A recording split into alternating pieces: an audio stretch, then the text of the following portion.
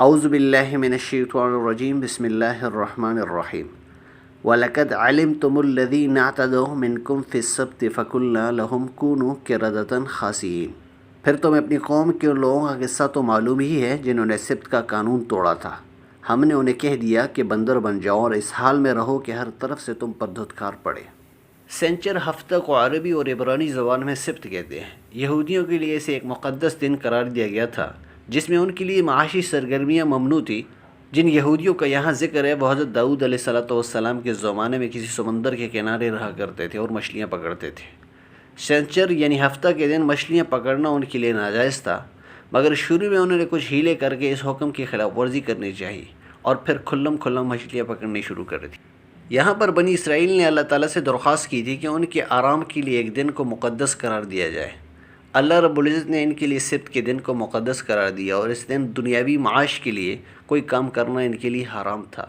اس کے بعد انہیں اس آزمائش میں ڈالا کہ ہفتے کے دن تمام مچھلیاں بڑی کثرت سے دریا کے کنارے پر نکل آتی اور دوسرے دنوں میں غائب ہو جاتی۔ یہ ایک ایسی آزمائش تھی جس کے مقابلے میں یہودی نہ ٹھہر سکے۔ ان کے لیے ثابت قدمی کیسے ممکن تھی؟ ایسا بہترین شکار بالکل قریب مل رہا ہو، انہیں اس کے سوا اور کیا چاہیے تھا؟ کیا محض عہد و پیمان کی خاطر وہ اس شکار کو جانے دیتے؟ یہودیوں سے بہرحال یہ کام نہیں ہونے کا تھا، یہ ان کے مزاج کے خلاف تھا۔ فَقُلْنَا لَهُمْ كُونُوا قِرَدَةً خَاسِئِينَ۔ ہم نے انہیں کہہ دیا کہ بندر بن جاؤ اور اس حال میں رہو کہ ہر طرف سے دھتکار تم پر پڑے۔ اللہ کا عہد توڑ کر بہرحال وہ اس سزا کے مستحق بن چکے تھے۔ وہ اس بات کے مستحق تھے کہ حیوان بن جائے، کیونکہ انسان تو ایک صاحب ارادہ مخلوق ہے۔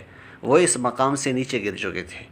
ظاہر ہے کہ کوئی حیوان اپنے پیٹ سے بلند ہو کر سوچ نہیں سکتا۔ جو ہی انہوں نے انسانوں کی خصوصیت اور بلند ارادہ اور اللہ رب العزت کے ساتھ کیے ہوئے وعدے کو ترک کر دیا تو وہ مقام انسانیت سے گر کر نیچے آ گئے۔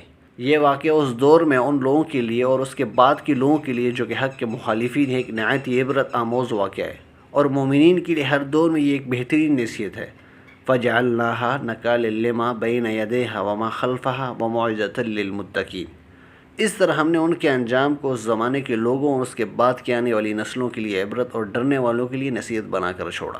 اللہ تعالیٰ مجھے اور آپ کو اس قرآن پر عمل پیرا ہونے کی توفیق عطا فرمائے۔ وَمَا عَلَيْنَا إِلَّا الْبَلَاغُ۔